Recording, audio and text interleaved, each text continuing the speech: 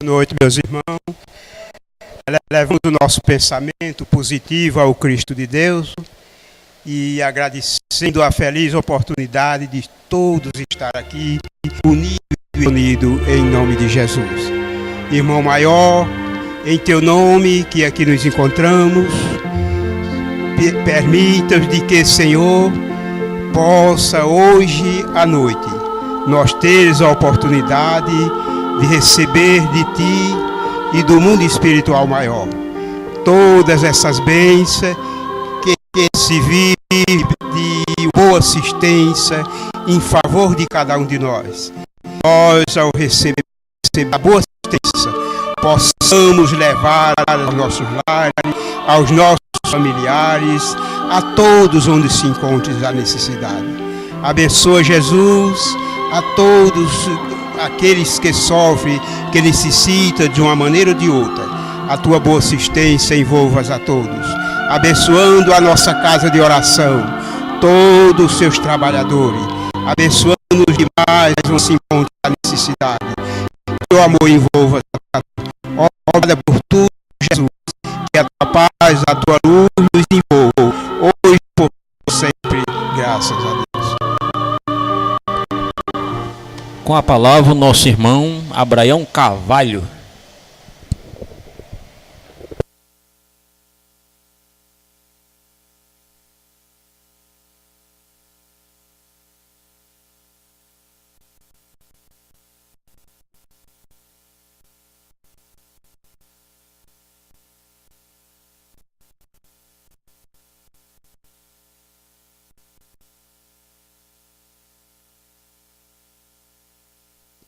Oi. Alô? Oi. Novamente, boa noite a todos. Sejam muito bem-vindos.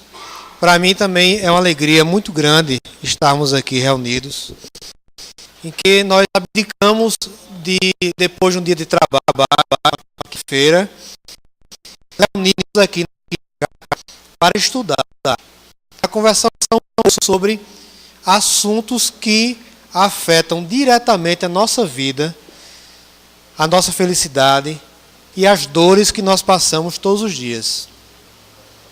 Nosso irmão falou sobre o livro Transição Planetária, psicografado por Divaldo Pereira. Sei que Divaldo, como ele é palestrante, faz palestras em todos os cantos do Brasil, como também no exterior, e ele tem um tradutor que o traduz simultaneamente nas suas palestras para a língua inglesa. E ele conta a história de que certa vez ele foi fazer uma palestra no Canadá.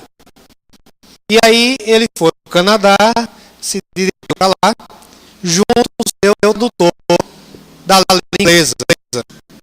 Ele falava português, o tradutor traduzia para o inglês para toda a plateia. E a palestra que ele foi realizar lá no Canadá foi sobre reencarnação. E ele começou a sua palestra dizendo assim: eu não acredito em reencarnação.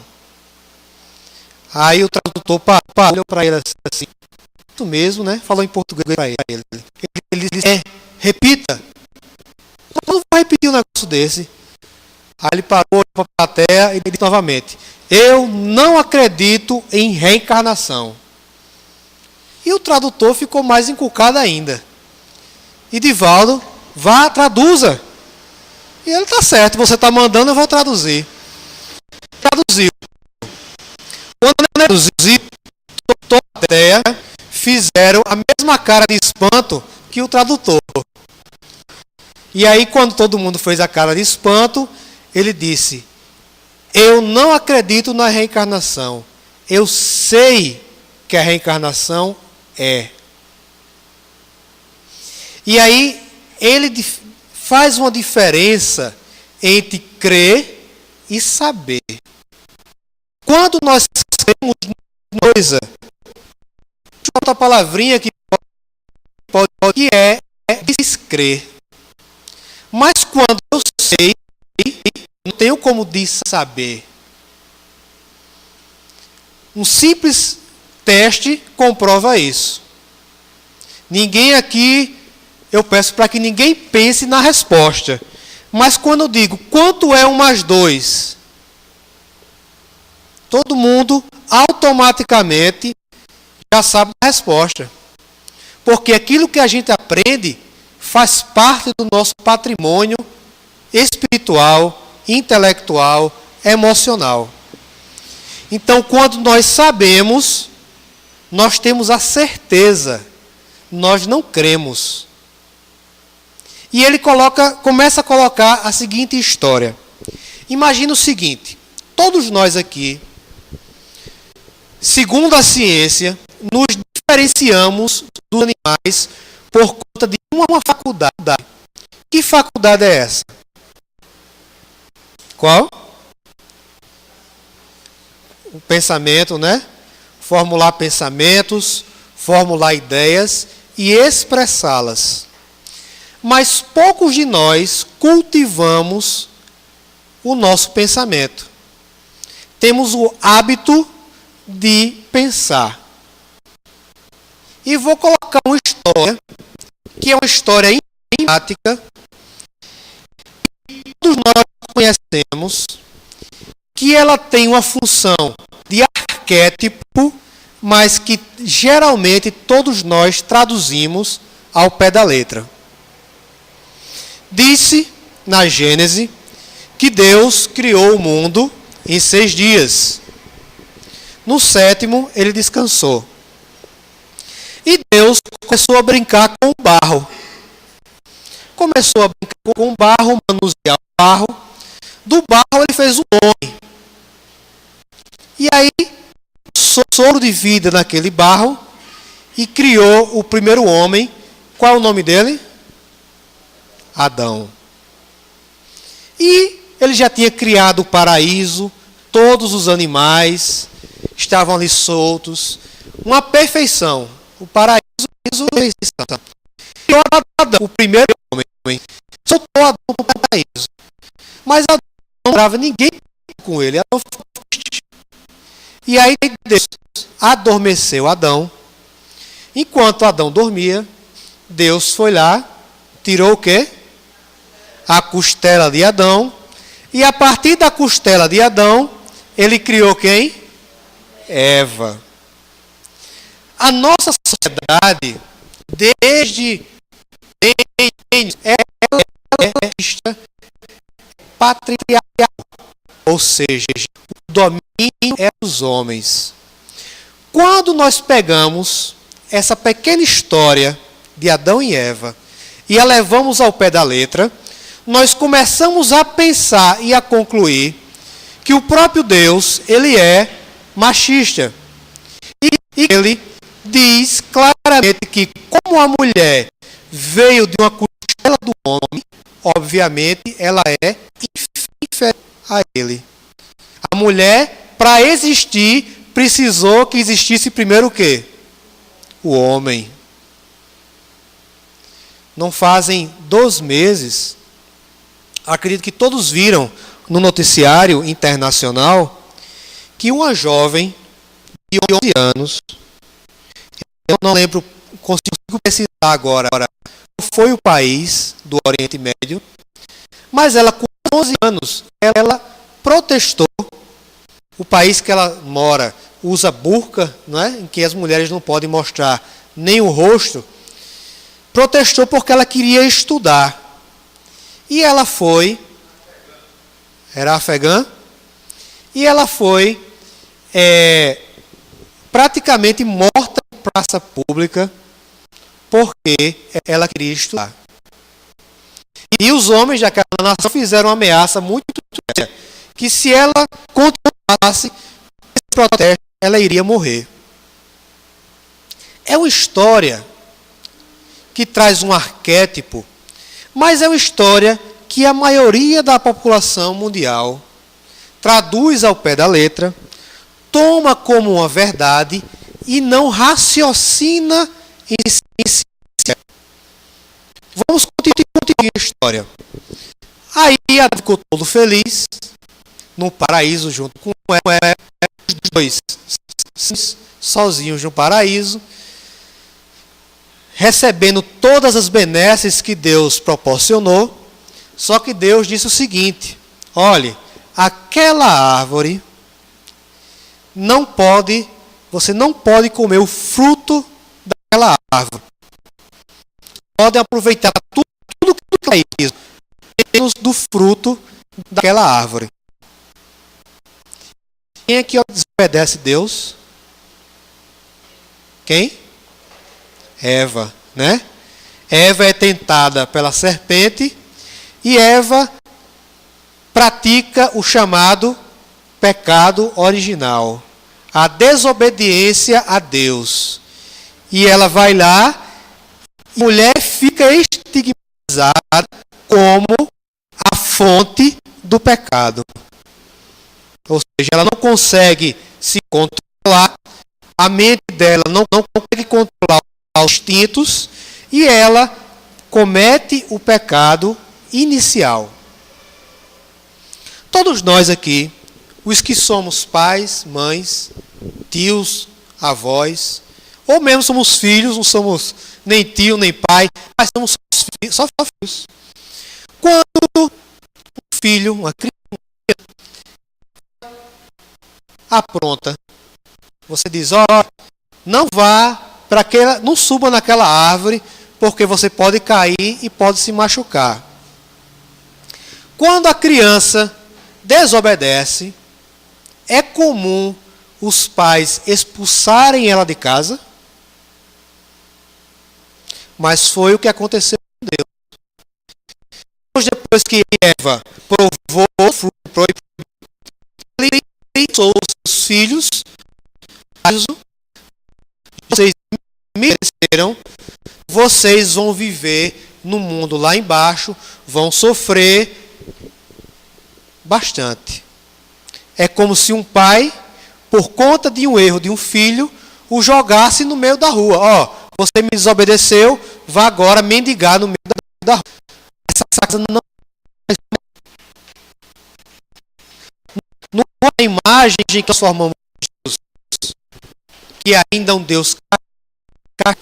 E se nós não pensarmos, nós vamos ver que muito dessas estruturas de ideias que nós muitas vezes aceitamos e não raciocinamos sobre elas, moldam a nossa cultura, seja ocidental, seja oriental. Por que eu comecei com a história de Eva? O nosso tema de hoje versa sobre a fé e as obras.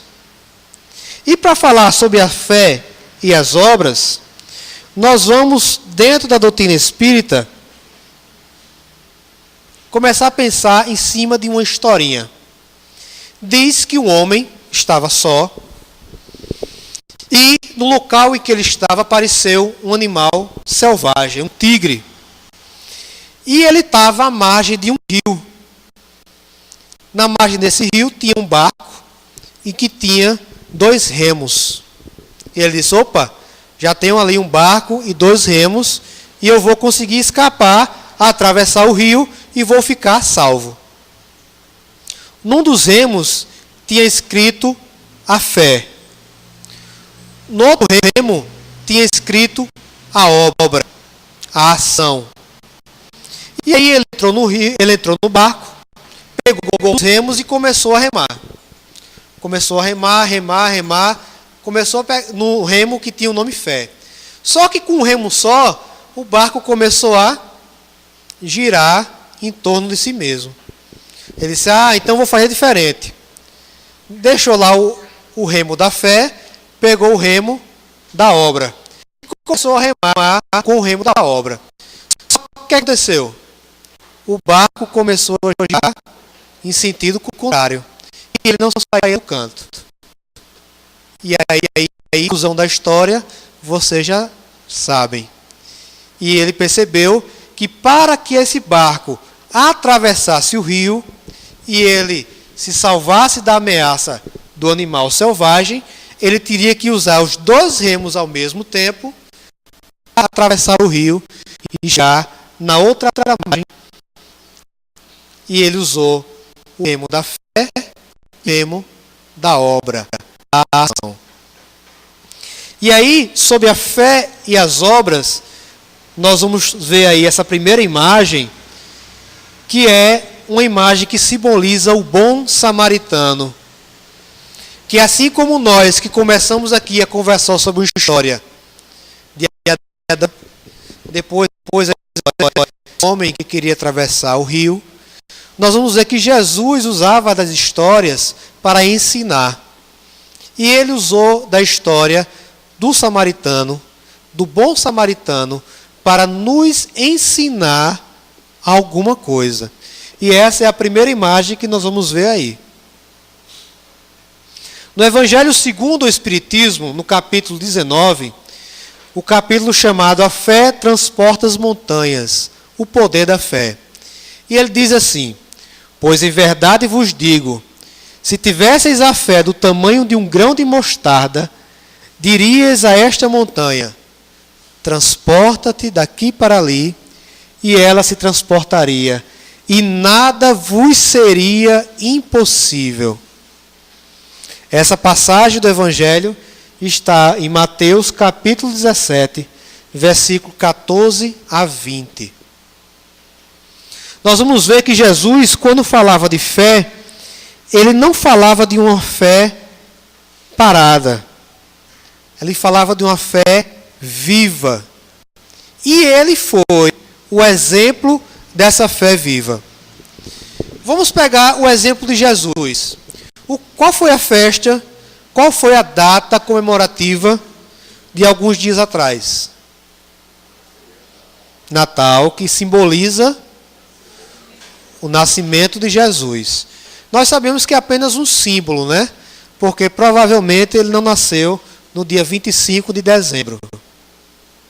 Mas tirando a parte científica e ficando com a parte do símbolo do nascimento de Jesus, eu estava semana passada andando no meu carro pela cidade e botei numa rádio. E na rádio dizia assim, era uma propaganda de um shopping. Aí falava: você sabe qual é o verdadeiro significado do Natal? Aí tocava a musiquinha de Natal, aí dizia: família reunida, mesa farta, vinho e cupons para você concorrer a 3 carros 0 km do shopping tal.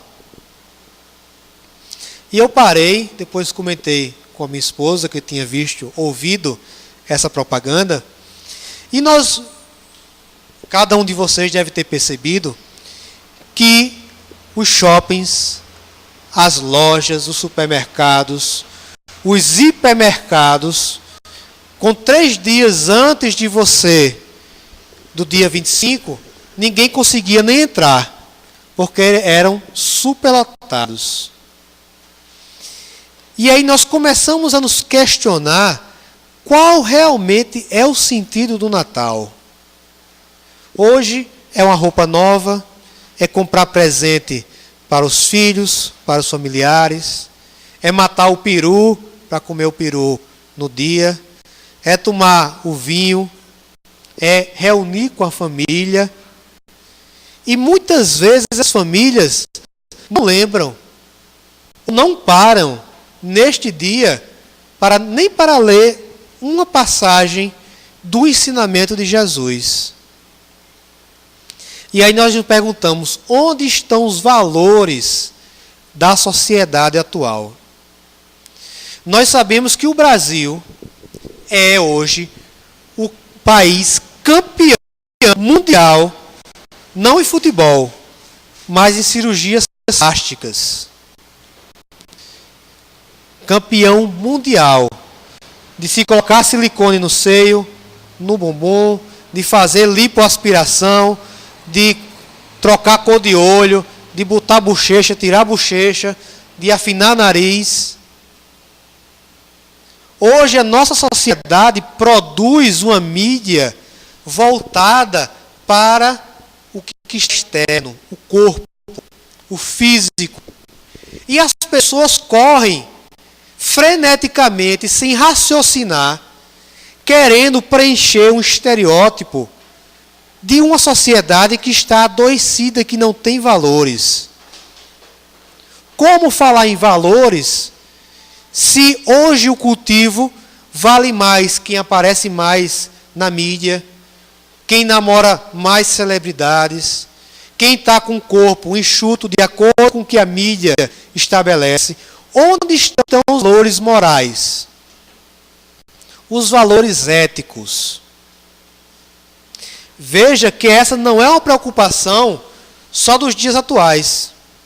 Sócrates, o grande filósofo, alguns milênios antes de Jesus, já tinha essa preocupação na sua filosofia moral e ética, onde ele começava a questionar os cidadãos sobre aquilo que eles pensavam, se era de acordo com o que eles vivenciavam no seu dia a dia. Existem aqueles que só falam e aqueles que não fazem nada. Hoje, um dos maiores motivos ou causas das pessoas não acreditarem em Deus é porque muitas vezes colocaram toda a sua visão ou experiência de espiritualidade numa igreja, no centro espírita ou no palestrante, tomaram ele como modelo, viram depois que ele às vezes falava muito bonito, mas às vezes não fazia, e aí se decepcionaram e dizem-se materialistas. Porque aqueles que eram os incumbidos de ensinar apenas falavam. E Jesus combatia isso demais. Ele dizia: sepulcros caiados. Como é o restante? Brancos fora e podres por dentro. Ou fazia uma outra comparação. Ele dizia que éramos lobos em pele de ovelhas. Ou seja, ele combatia essa hipocrisia em que se passava a imagem de que você é uma coisa e você por trás é outra. Às vezes uma pessoa dissimulada, que diz que é amigo de fulano, mas quando fulano sai, tome e fala mal. Jesus foi um combatente desse tipo de prática. Ainda no Evangelho segundo o Espiritismo, tem o item 2, que ele fala o seguinte: no sentido próprio, é certo que a confiança nas suas próprias forças torna o homem capaz de lutar coisas materiais, que não consegue fazer quem duvida de si. Então não existe apenas um tipo de fé, que é a fé em Deus. Existe a fé em si, que é aquele que acredita nas suas forças e que ele pode realizar aquilo que ele projeta. É isso que o Evangelho fala. Aqui, porém, unicamente no sentido moral, se deve entender essas palavras. Eu achei essa pequena tira e trouxe para nós refletirmos. Ela diz o seguinte, na primeira: olha lá, tem alguém se afogando. Vocês estão conseguindo ler daí? E outro fala: acho que não. Meu Deus, ele está se afogando. Faça alguma coisa. E o outro diz: meu Deus, acho que se afogou. Se afogou sim. As pessoas morrendo e ninguém faz nada. Será que nós agimos muitas vezes assim? As pessoas morrendo e nós não fazemos nada? Tem uma passagem no Evangelho segundo o Espiritismo que na realidade é uma pergunta que Kardec faz aos espíritos. E ele faz o seguinte: será válido arriscar a nossa vida pela vida de um criminoso? Pergunta difícil, né? Os espíritos dizem que arriscar a vida por qualquer ser é sempre válido. Muitas vezes o seu ato de amor e de coragem pode modificá-lo para toda a vida. Muitas vezes, como nosso irmão falou no começo, nós fechamos nossos olhos, vivemos num mundo de ilusão, achando que lá fora não tem fome, não tem frio, não tem pessoas com sérias desilusões amorosas, tristezas, abandonadas. Não precisa ir muito longe não, às vezes na própria casa da gente a gente acha isso.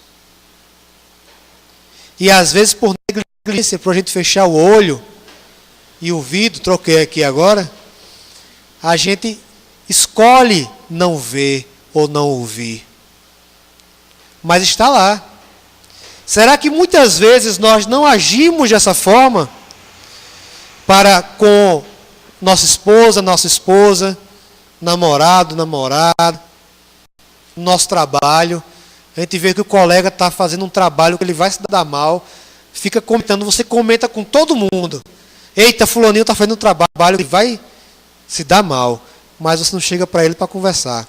Olha, não faz assim, faz diferente, que isso aí vai dar errado. Como o próprio Evangelho fala, existe a caridade material, que é a caridade que quem tem pode fazer, mas existe uma caridade que todos podem fazer, e é a mais difícil, que é a caridade moral, que é o exercício do amor para com o outro, na paciência, na indulgência, na caridade. Tiago, o apóstolo, ele diz o seguinte: sem atitude, sua fé é isso, é morta. Fé sem obra é morta. Não tem frutos. É uma árvore seca que não serve para ninguém, nem para Deus, nem para você. Aí uma caveira chega para outra. Faz um tempão que Deus me chamou para as missões. E a outra fala: e para mim então? Estou esperando ele me levar. Os dois morreram, viraram caveira e estão esperando ainda Deus ou Jesus chegar para poder eles trabalharem, fazer alguma coisa. Ah não, eu sei que a minha vida, eu tenho uma missão, eu vou encontrar ela ainda. E fica esperando, ó, até descobrir que missão é essa. O tempo passa, o joelho começa a dar umas dorzinhas, o braço, você perde energia, e aí passa a vida toda e você não realiza. Se você não sabe qual é a sua missão, escolha uma. Com certeza a nossa missão, como Jesus falou, qual é o maior mandamento? Amar a Deus sobre todas as coisas e ao próximo como a si mesmo. Essa é a missão de todos nós. Que nós podemos fazer no trabalho, podemos fazer em casa, podemos fazer no meio da rua. Nós podemos fazer a que quisermos.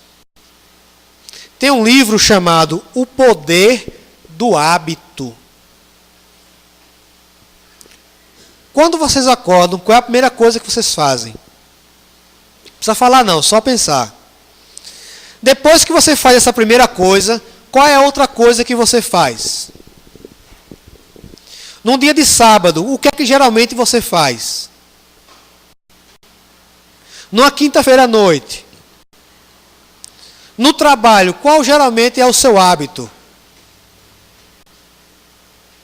Sócrates dizia o seguinte: os seus discípulos, assim como Jesus tinha discípulos, Sócrates também tinha discípulos.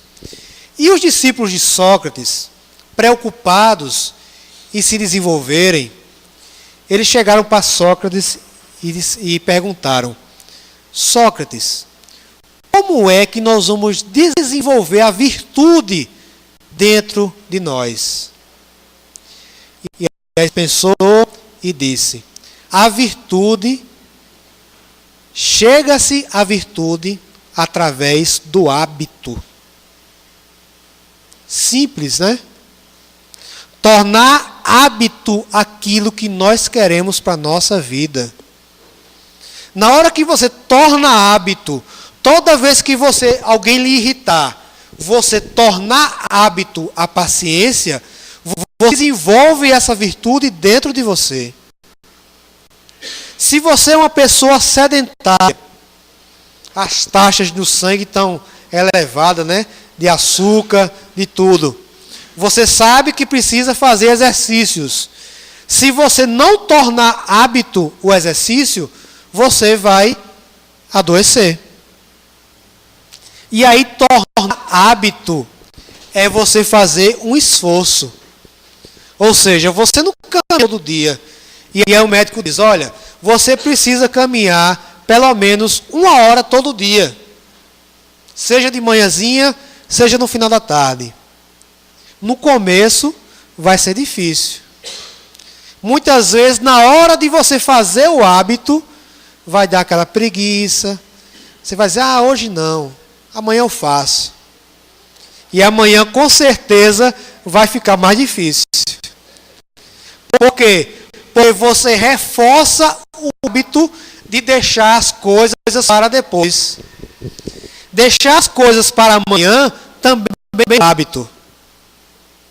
Não fazer nada também é um hábito. Como fumar é um hábito, beber é um hábito, assistir televisão demais é um hábito, estudar é um hábito, ajudar o outro é um hábito. Se nós não trazermos para o nosso cotidiano esse hábito, nós não chegamos àquela. Nós não a desenvolvemos. Então o hábito é eu colocar na minha agendinha: todo dia de 7 horas da manhã eu vou caminhar 1 hora. Vai ser fácil? Para alguns sim, para outros não. Talvez na época de chuva, né, quando tiver aquele friozinho, você debaixo do lençol, 7 horas da manhã, ainda escuro, uma chuvinha boa, aí você diz: rapaz, eu não vou caminhar hoje não. Mas precisa. Assim é quando a gente está passando uma dificuldade em casa, sofrendo, aí você diz: eita, hoje é meu dia de fazer campanha do quilo. Mas eu estou sofrendo tanto, hoje eu não vou não. Acima da nossa dor vem o nosso dever. O hábito, a virtude que nós queremos chegar. Depende da gente. E Divaldo também, nessa mesma palestra, parece que ele queria chocar todo mundo. Ele diz assim: olhe, Jesus não veio salvar ninguém. Não veio. O que foi que ele disse? Quem quiser me seguir, pegue sua cruz e me siga. Ele veio apontar o caminho. Eu sou o caminho, a verdade e a vida. Muitos vão ao Pai através de mim. Mas ele não disse que ia pegar a cruz de ninguém. Então esse hábito do cotidiano, daquilo que nós precisamos desenvolver, onde é que está a responsabilidade? Em quem? Em nós. E nós muitas vezes ficamos na ilusão de que isso não é da nossa conta. E aí existem no mundo interior nosso essas disparidades. Às vezes a balança está cheia de obra, mas sem fé. Não é o ideal. Às vezes está cheia de fé, mas sem obra.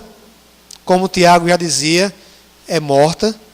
O ideal é que nós juntemos a fé com as obras. Acreditar em Deus é só uma questão de fé?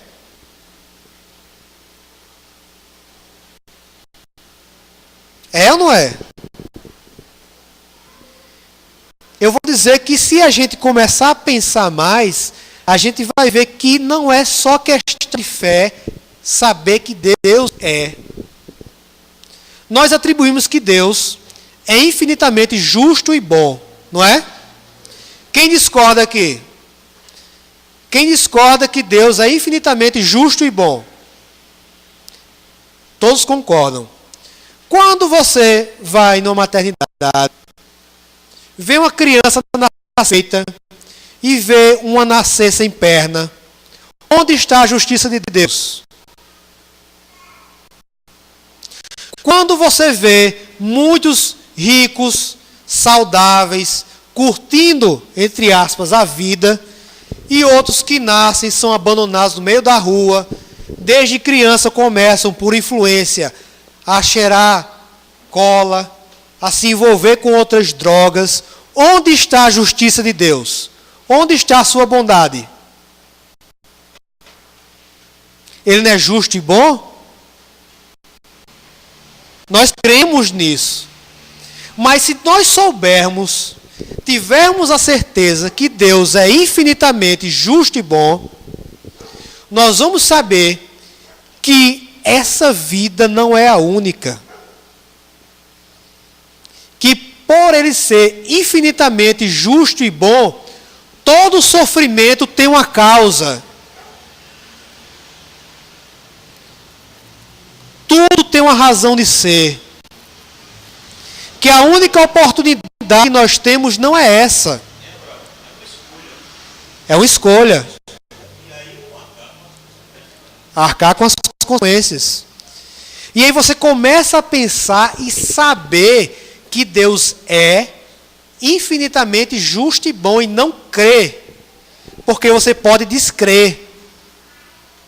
Meu Deus, por que eu sofro tanto? Por que tem tanta guerra?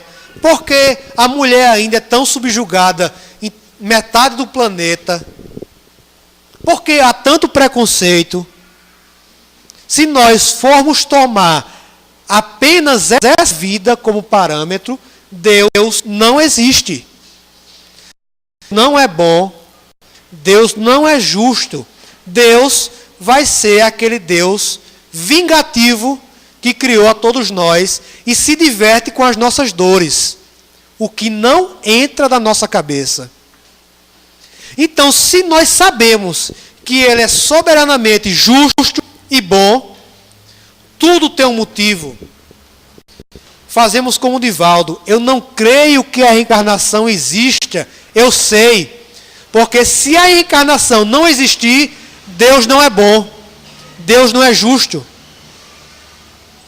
Quando nós olhamos para o firmamento e vemos bilhões de estrelas no universo e dizemos assim: só existe vida inteligente na Terra.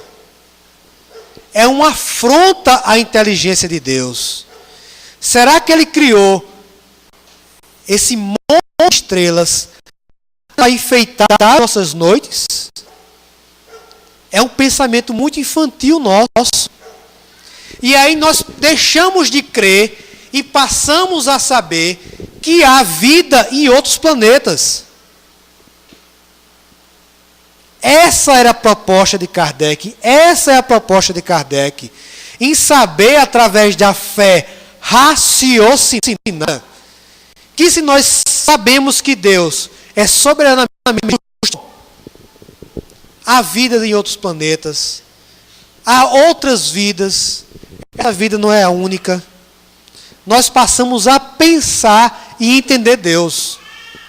Só que nós, pelo estigma das vidas e dos medos que nos colocaram, nós temos muitas vezes medo de questionar a existência de Deus. Você para assim: meu Deus, você não é bom. Por que essa criança está sofrendo e aquela outra ali está feliz?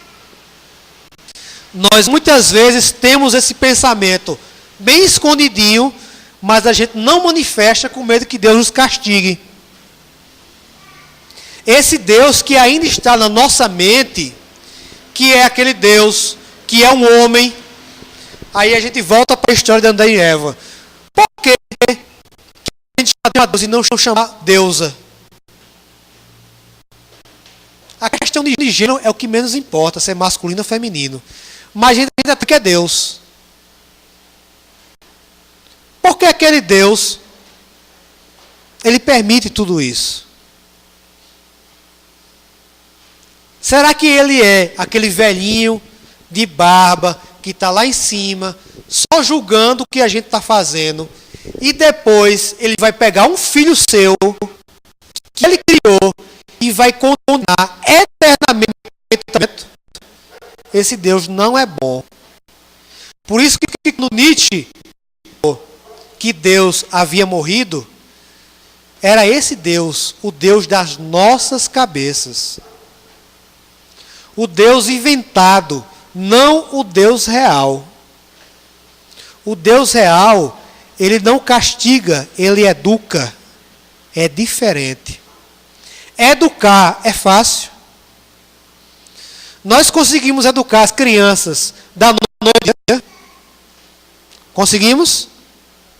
Quem consegue aqui educar uma criança da noite para o dia? Muitas vezes a gente fala a mesma coisa todo dia, não é? Até um dia ela aprender. Educação não é um processo automático. É um processo de amadurecimento. E Deus, ele é um educador e não um castigador. Nós trazemos na nossa mente, muitas vezes ainda, esse Deus que castiga, não castiga. E aí vem um lema falando sobre a fé cega e a fé raciocinada. Não ficou muito bom de ver, não é? Está um pouco apagado. Mas o resumo disso aí é dizer o seguinte, que a fé que não é raciocinada é fideísmo, gera fanatismo. A fé raciocinada, ela gera obras, esperança, caridade, reforma íntima, que gera merecimento e faz com que o homem ele amadureça, tanto espiritualmente como materialmente. E aí vem, eu inclusive já mostrei esse slide aqui há uns 4 meses atrás. Qual é a sua crença? Será que a sua crença é uma crença real? E por que você crê? Por que você não sabe? Por que a gente não sabe em vez de crer? Se alguém perguntar para você assim, você crê em Deus? Não, eu sei que Deus existe. Você crê, você é espírita, você crê na reencarnação? Não creio, eu sei que a encarnação existe. Senão Deus não seria justo nem bom. Gera convicção, gera fortaleza íntima. Porque na crença, alguém pode vir com um argumento e lhe convencer. Mas na hora que você sabe, você está seguro do que você sabe. E aí, o que nós precisamos ser? Congruentes. Congruente é aquilo que nós colocamos que é aquilo que eu creio, aquilo que eu sei, eu faço. É a fé com as obras.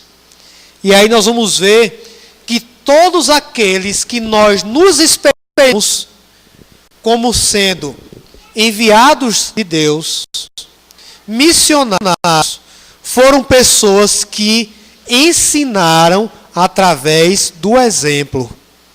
E aí nós vamos ver ali, a primeira estátua é a de Sócrates, depois vem quem? Chico Xavier. Chico Xavier só falava ou ele fazia? E ele convenceu a muitos através disso. Da fé com as obras. Ele paz. E ele agia com a paz? Agia. É uma coisa, a coragem da paz que Gandhi propôs. Vinha o exército inglês armado e eles iam todos desarmados, os indianos. E o exército começava a esbofetear os indianos, dar tapa com facão, com arma, eles caíam e levantavam, mas não revidavam. Isso é uma coragem suprema. Foi a paz que foi proposta por Gandhi. Depois, aquele lá, para o meu espírita, é menos conhecido, mas é Yogananda. É um grande missionário da Índia, Paramahansa Yogananda. Aqui embaixo, Martin Luther King, que foi quem? Um americano, pacificador, que lutou pelo quê? Pelos direitos humanos, direitos universais, né, contra o preconceito, e foi também, como os outros todos, assassinado, né, no final. Ali no meio, precisa falar alguma coisa? Jesus, tudo que ele falou, ele exemplificou, ele agiu. E depois ali, Madre Teresa de Calcutá. No fundo de cada homem residem esses poderes adormecidos. Poderes que o assombrariam, que ele jamais sonhou possuir. Forças que revolucionariam sua vida, se despertadas e postas em ação. O poder de acreditar em si. Do livro Desperte o Gigante Interior. No capítulo 19, Kardec fala: fé inabalável só o é a que pode encarar de frente a razão em todas as épocas da humanidade. E Kardec dizia sempre que a doutrina espírita, o conhecimento espírita, deveria sempre andar de mão dada com a ciência. Vemos hoje as revoluções da ciência, da física atômica, da física quântica, que demonstram cada vez mais os mundos ínfimos, menores, a energia que permeia todos nós. Testes com partículas em que quando se mexe em um aqui, a outra é automaticamente acionada no outro lado do universo, do outro lado do planeta. E eles não sabem como essas duas partículas elas se comunicam ainda. E na doutrina espírita nós vamos ver do Kardec e os espíritos falam do fluido cósmico universal, que é o fluido que permeia tudo que existe e que através do nosso pensamento, da nossa vontade, e se colocarmos uma força nessa vontade, esse fluido carrega o nosso pensamento para qualquer parte do universo. Poderes que nós desconhecemos em nós. Há anos atrás, foi feita uma experiência na capital dos Estados Unidos, Washington. Os índices de criminalidade em Washington estavam muito grandes. E uma universidade de Washington fez a seguinte experiência. Reuniram na capital, na cidade de Washington, vários religiosos, vários líderes religiosos, de várias denominações, cristãs, budista, Hare Krishna, hindus. E eles fizeram a seguinte experiência. Durante um dia inteiro, eles se reuniram num espaço fechado e passaram o dia em oração para que os índices de criminalidade na cidade de Washington caíssem, utilizando disso só a oração. No final do dia, eles compararam com os boletins das delegacias e da polícia e comprovaram que naquele dia o índice de criminalidade na cidade caiu em 80%.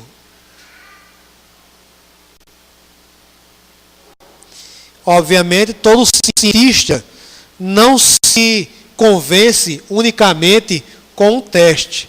E fizeram vários outros testes. Mas é uma comprovação do que Kardec já fala do nosso poder, do nosso pensamento. Quando nós pensamos em alguém que fazia muito tempo que a gente não via, daqui a pessoa liga, a gente encontra no meio da rua. Ah, pensei em você, ó. Ah, que coincidência, eu também pensei em você. Não é uma simples coincidência. Se nós sabemos que Deus é soberanamente justo e bom, alguém aqui acha que Deus faz alguma coisa imperfeita? Deus só faz coisas perfeitas? Sim? Senão seria Deus. E quem nos criou? Quem nos criou? Deus. Então, reside algo em nós, da nossa essência, do nosso eu interior, que foi criado por Deus. Como Deus só cria coisas perfeitas, existe algo em nós que reflete essa perfeição. Só que nós ainda, pela ignorância, por nos distrairmos demasiadamente com o mundo material, nós ainda não descobrimos. E aí vem o que Sócrates e o que Jesus já dizia há milênios atrás: conhece-te a ti mesmo. Autoconhecimento. O que a doutrina espírita fala? Conhece-te a ti mesmo para fazer o quê? A reforma íntima. Trocar os hábitos que não servem por hábitos saudáveis. Que vai desde a alimentação física até a alimentação espiritual. E Sócrates dizia o quê? Chega-se à virtude através do hábito. Então, irmãos e irmãs, encarnados e desencarnados, a fé sem obras, como Tiago já dizia, ela é morta. E que nós possamos fazer hábito no nosso dia a dia, e não só crer, mas saber. Quando a gente sabe, a gente age. Quando eu sei, eu tenho consciência que eu sou o principal responsável pela minha felicidade ou pela minha dor, se eu tenho isso introjetado profundamente, eu começo a criar hábitos saudáveis. Seja hábitos materiais e hábitos espirituais. É o que gera transformação. Então, nesse Natal que passou, e nesse ano de 2012 que não acabou, semana passada, né? Nós estamos aqui. Dia 21 não foi o final, não foi o fim dos tempos. Que nós possamos cultivar para 2013, projetar e realizar bons hábitos. Bons hábitos na fé, nessa fé que age, nessa fé que transforma. Jesus levou ao extremo esse hábito, que ele foi até a morte física, mas vivenciou o que ele sabia, que era a imortalidade da alma, que era o amor, que era o perdão, tudo. E aí nós passamos a ver menos Jesus como crentes, e começamos a vê-lo como um irmão iluminado, muito iluminado, e que veio nos ajudar a orientar e indicar um caminho. Então eu espero, meus queridos, que nessa noite de estudo, de reflexões, nós possamos sair daqui projetando os novos hábitos para as nossas vidas. Para que realmente possamos, nesse planeta de transição, acompanharmos o nosso planeta Terra nessa transição, para que realmente nós possamos encontrar a paz, a felicidade que nós tanto buscamos e tanto nos enganamos com as coisas que estão aí fora. Eu desejo a todos uma boa noite e muito obrigado.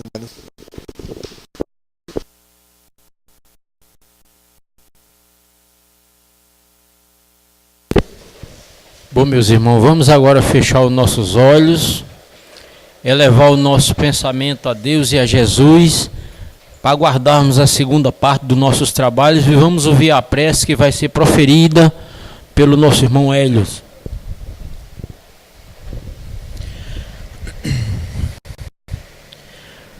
Assim, meus irmãos, continuemos embalados nesse clima positivo, recebendo essas energias tão calorosas, e que nesse momento, Senhor Jesus, nos sentimos felizes por termos aprendido mais uma lição, compreendido, Senhor, o verdadeiro sentido da fé, da ação, por termos, Senhor, compreendido que somos espíritos em busca do nosso aprimoramento moral e espiritual. Ajuda-nos a alcançarmos, Senhor, esse grande objetivo, o objetivo da nossa paz, da nossa felicidade, do equilíbrio. Permite, Senhor, que assim como Tu nos ensinastes, que conhecendo a verdade, nos libertaremos, Senhor. Nos libertaremos das nossas atitudes negativas, do comportamento negativo. E que com essas verdades, Senhor, amanhã já possamos nos sentir mais responsáveis, mais conscientes, Senhor, de Tuas verdades. Obrigado, Senhor, por essa aula de hoje, onde o nosso irmão Abraão nos ofertou nesses momentos de Natal. Obrigado, Senhor, por todo aconchego que esta casa nos dá, fortalecendo a todos nós com o passe magnético, com a água fluidificada e com o aprendizado. Abençoa todos aqueles que não puderam vir e aqueles, Senhor, que se sentem sofridos, em situação de muita dor, por aí afora, clamando justiça, pedindo a Tua proteção. Que no próximo ano estejamos também, Senhor, seguros e apoiados no Teu Evangelho, dando continuidade a esse objetivo. Obrigado, Senhor. Fica conosco hoje e sempre, graças a Deus.